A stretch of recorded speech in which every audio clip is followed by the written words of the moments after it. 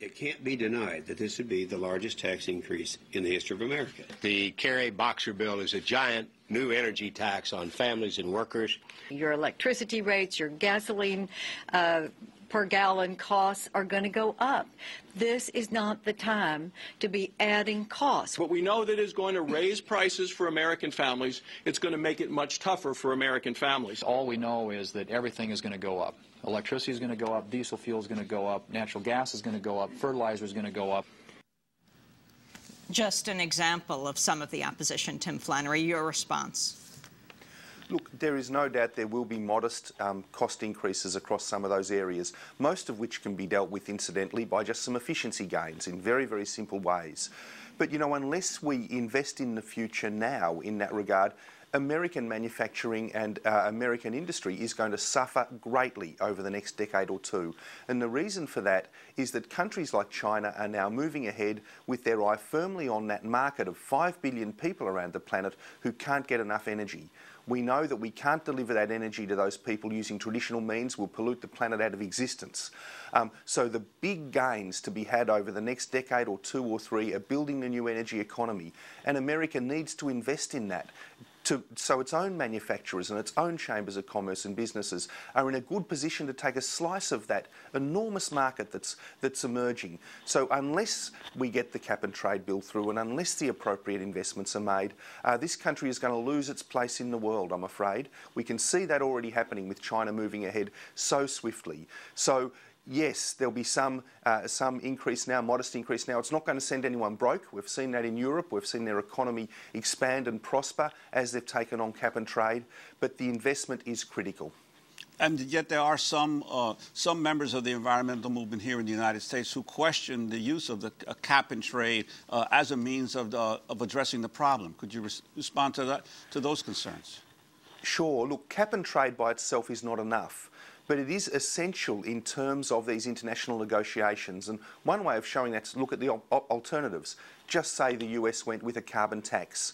That would leave the President in a position where he'd be going to Copenhagen and saying, look, we've got a carbon tax, but we've got no idea really what it's going to do in terms of our emissions profile. So countries would just say, well, what are you actually pledging to?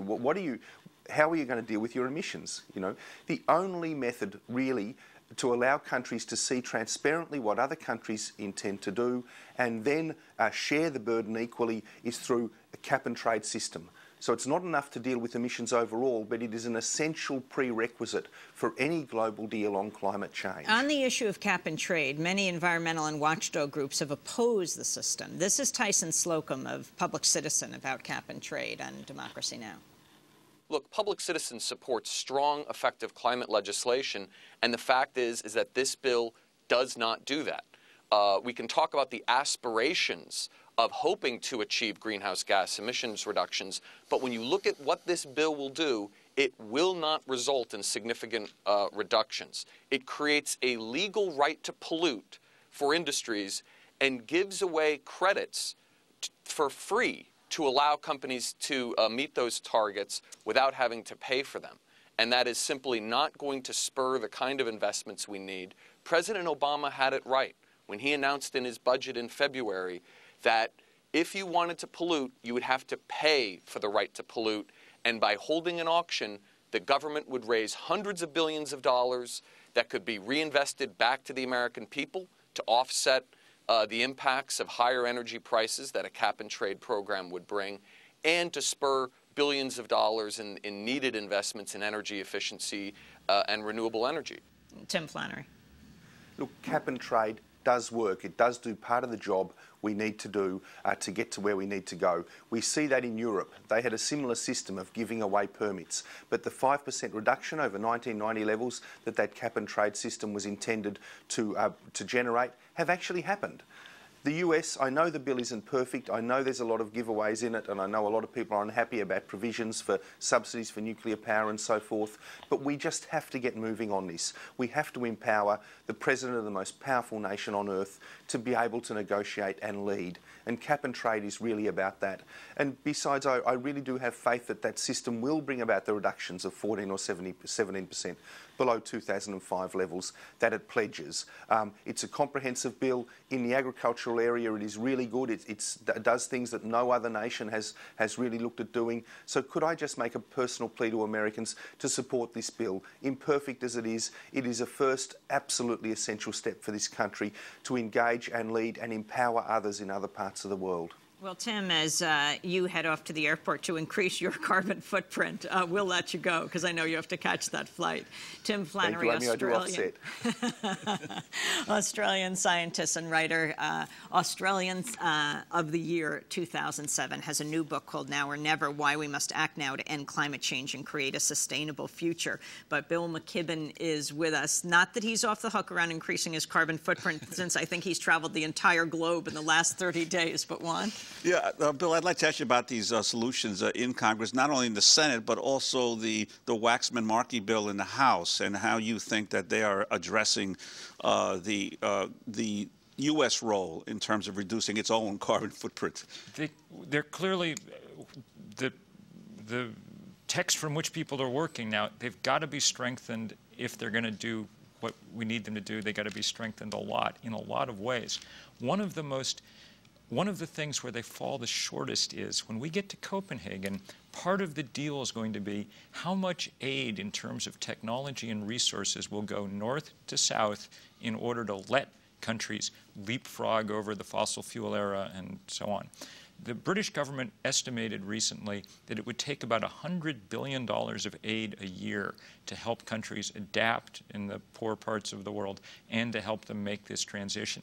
That number, $100 billion, may be low to begin with, but the two bills in Congress allocate about $750 million with an M dollars to this task. That's derisory. It's an insult going to Copenhagen, considering the fact that the 4% of us who live here have produced 25% of the world's CO2. It's why we're so happy that this weekend there'll be 1,800 events taking place in all 50 states across the U.S. Not just the biggest day internationally, but the biggest day of climate action in U.S. history. We need some pressure on Washington and on Copenhagen. Well, especially, isn't it true, since much of the pollution created by industries in the third world is really a result of European and American-based multinationals who have established their production facilities and their mining facilities and all their operations in these third world countries. One, there's that. And there's also, probably even more powerfully, we're spreading quickly the notion of what modernity is supposed to look like. And if modernity only means riding around in your own automobile and having a big flat screen TV and trying always to build a bigger house farther apart from your neighbors, which has been the American dream for half a century, then we don't have a prayer.